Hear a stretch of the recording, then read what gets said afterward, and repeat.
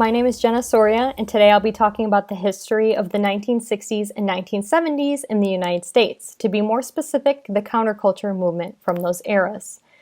The cultural decades of the 60s and 70s are looked upon fondly and nostalgically, and people remember the good things or the events that brought peace and love, as the hippies would say. A lot was happening during the 60s and 70s, such as the Vietnam War, John F. Kennedy being elected as president and later assassinated, the Cold War, the space race, the Cuban Missile Crisis, and a lot of civil and social unrest, which led to protests and numerous other events, all of which contributed to the counterculture movement. Before I go any further, let me define what counterculture is. The term counterculture was coined by Theodore Roszak, a history professor at California State University. And in 1969, in his book, The Making of a Counterculture, Reflections in a Technocratic Society, he argued that the rational, science-based society of the 20th century had alienated men and women, and especially young people, which propelled them to search for meaning in drugs and spirituality and dissent. In other words, the youth that was part of counterculture rejected the cultural standards of conformity, exploitation, and apathy of the earlier eras, which included their parents. Counterculture challenged the traditional mainstream culture by redefining the conventions of public and private life through political protests, new forms of self-expression, and experiments in lifestyle. The counterculture of the 1960s and 70s is rooted in both political and personal radicalisms, characterized by the protesting of racism, sexism, war, the exploration of drugs, sexuality/spirituality, and of course art, music, especially rock and roll. Counterculture is built from the activists, artists, and movements. Though some of the trends may have faded over time, counterculture is still relevant as ever. The rejection of Western norms and rebellious attitudes from the counterculture movement of the 1960s and 70s fueled and expanded upon various social issues like LGBTQ plus rights, feminism, and civil rights. In addition, the large hippie counterculture classification influenced modern subcultures such as grunge, goth/emo, and hipster.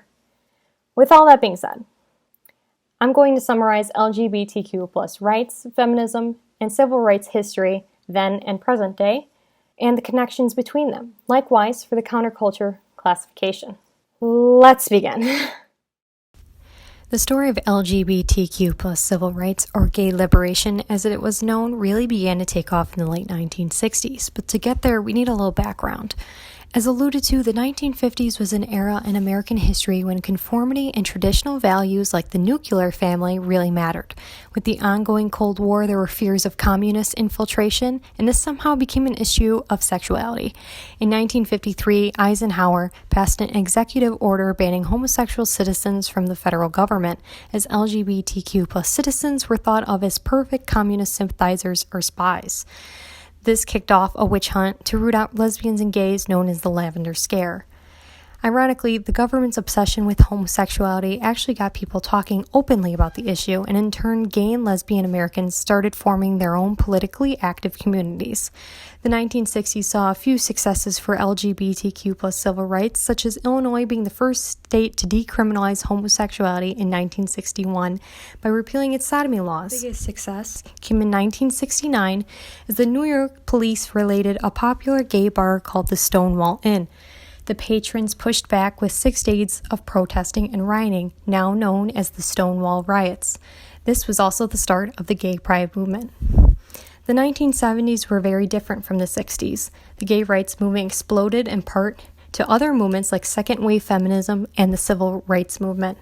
Protests took on a bigger meaning and LGBTQ plus leaders emerged. Some successes of the 1970s included the American Psychiatric Association removed the status of homosexuality as a mental illness in 1973.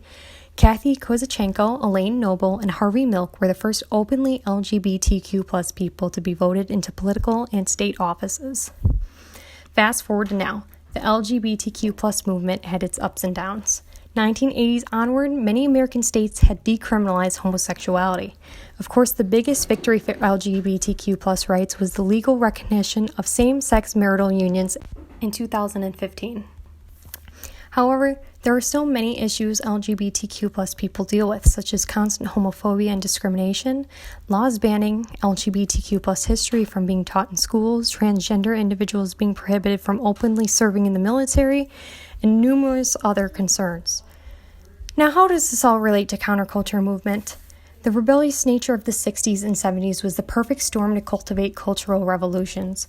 The Cold War, with the threat of communism and attacks on homosexuality, spurred the pushback. The counterculture youth were against conformity and apathy, and the gay liberation movement highlighted those key ideals. Likewise, so did the promotion of peace and love. Gay liberation is considered a precursor of various modern LGBTQ+ social movements. New social movements include transgender and non-binary rights. The modern movement continues the legacy from the counterculture era. Both movements are still striving to combat the damaging norms of heteronormativity and gain acceptance. All right, let's talk about feminism in the 60s and 70s. The women's rights movement, or the women's liberation movement, was a diverse social movement that sought equal rights and opportunities and greater personal freedom for women. It coincided with and is recognized as part of the second wave of feminism. The feminist movement of the 1960s and 70s focused on dismantling workplace inequality, such as a denial of access to better jobs and salary inequity, and fought for anti-discrimination laws. As we've seen, a common theme of counterculture is that protest comes from a place of personal and political struggle, and the 60s and 70s captured that. Nowadays, the women's movement has not changed much. It still stands to fight much of the aforementioned issues of the 60s and 70s. There is still a gender pay gap. Women make 79 cents for every dollar a man makes. This disparity increases when factoring in race as well. Plus, there is still discrimination women deal with in all areas of life. In work, they may face the motherhood penalty associated with having kids and receiving less hours as a result. The interruption of their career also means fewer raises and promotions. In politics, women are highly judged on appearance and subjected to gender stereotypes like being too emotional. Also, women in leadership positions often encounter resistance if they violate gender norms, hence the, quote, bitch problem, unquote. On the other hand, there has been improvement of equality since the 60s and 70s. Women are more outspoken about topics, especially ones considered taboo, like rape and sexual assault and harassment. Also nationwide, since 1979, more women than men attend college and across the board earn more degrees than men. 57% of bachelor's degrees, 61% of associate of arts, 60% of master's, and 52% of PhDs are earned by women. The counterculture movement challenged all the conventional social realities, sexual relations, art and media, religion, and family. It allowed feminine values to be examined to combat oppression. The traditional roles assigned to women in private were brought into public and criticized. The outspokenness of the counterculture devalued social priorities and motivations associated with traditional masculinity, such as aggressiveness, toughness, and material success, all of which had been awarded to men more than women. Women now combat sexism in little ways, like challenging traditional standards of beauty or caretaker roles. Feminism has expanded and branched into new movements like the Me Too movement, fourth wave feminism, and the Time's Up movement, and many others. Historically, the 60s and 70s were the pinnacle of the civil rights movement. The civil rights movement was an era dedicated to activism for equal rights and treatment of African Americans in the United States. During this period, people rallied for social, legal, political, and cultural changes to prohibit discrimination and end segregation. In 1961, John F. Kennedy took office and was at first not receptive to the civil rights movement, but with increasing protests, Kennedy gave in like Eisenhower did and promised new legislation and decisive action. Dr. Martin Luther King Jr. was at the forefront of the movement along with the other members of the Big Six. After Kennedy's assassination under Lyndon B. Johnson, the Civil Rights Act of 1964 and the Voting Rights Act of 1965 passed into legislation after a culmination of peace walks, nonviolent protests, sit-ins, freedom rides, and boycotts. Jumping to today, the 60s and 70s reawakened America as a whole and its morals. New political strides have been made in accordance with new and extensive social protests by minorities, especially African Americans. The new social climate is palpable as modern activism shifts towards egalitarianism. However, inequality still exists with racism and discrimination being present in society. The modern civil rights movement does not address voting rights or segregation laws, but rather less visible but very important inequities in our society. This includes colorblind racism and newer issues like environmental racism. The counterculture movement helped bring attention and pass the Civil Rights Act of 1964 and the Voting Rights Act of 1965, and influenced the transition to the modern civil rights movement of today. The movement's impact carried over to expand into new issues like hyper-segregation in schools and institutional racism. The more issues the movement of the 60s and 70s tackled, the more newer issues cropped up. The Black Lives Matter movement is the modern civil rights movement and advocates for nonviolent protests against police brutality and racially motivated violence against African American people. Police brutality being an old topic that was never rectified in the 60s and 70s. In the same vein, newer advocates of the modern civil rights movement are striving to end institutionalized racial discrimination, disenfranchisement, and racial segregation as their older civil rights counterparts once did. Changing gears slightly, let's talk about hippies. Hippies factor into all of this because they were essentially the poster children for the counterculture movement. Hippies were the largest counterculture classification during the 60s and 70s, consisting of mostly white college-age members of the middle class. They are associated with unconventional appearances like long hair, the use of hallucinogenic drugs, and music.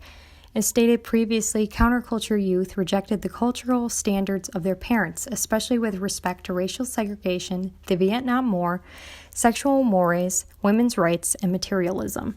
Really, any values or lifestyles that oppose the established mainstream culture, especially Western culture, was popular amongst counterculture youth and hippies. And of course, this concept divided the country. So with how integral the counterculture movement was in influencing the modern expansion of LGBTQ+ rights, feminism, and civil rights, where are the modern hippies of today? What happened to them? Well, the hippie movement started to fizzle in the early 1970s because most of their goals had become mainstream, and also because of rising economic trouble. However, that is not to say modern hippies don't exist. They do. There are also modern subcultures that can be considered extensions of the hippie counterculture of the 60s and 70s, so they are not as nearly as popular as the hippies were. Grunge, goth/emo, and hipster subcultures were influenced by hippies with more modern twists, though. Grunge emerged in the 1980s and 1990s and is associated with alternative rock music, cynicism of societal norms, materialism, and conformity to the masses. All concepts passed down from their peace-loving predecessors. Goth and emo or emo-core subcultures took inspiration from the post-punk genre, but all focused more on unconventional appearance aspects and music rather than political statements. These groups wear black from head to toe and typically hold beliefs about death. These subcultures follow the hippie standard of unconventional presentation and rejection of mainstream norms. Lastly, hipsters might be the modern subculture that closely resembles hippies. Hipster subculture is composed of middle to upper class, college age, or slightly older, highly educated, and socio-politically informed nonconformists. They are also stylish or progressive in an unconventional way and are characterized by a particularly strong sense of alienation from established social activities and relationships. Hipsters are much more engaged in political activism, unlike other subcultures, and have even developed into a movement called the Hipsters Movement, in which they protest numerous issues like environmentalism and urban farming, for example. With such similarities between hipsters and hippies, this could have the potential to be the new modern counterculture movement.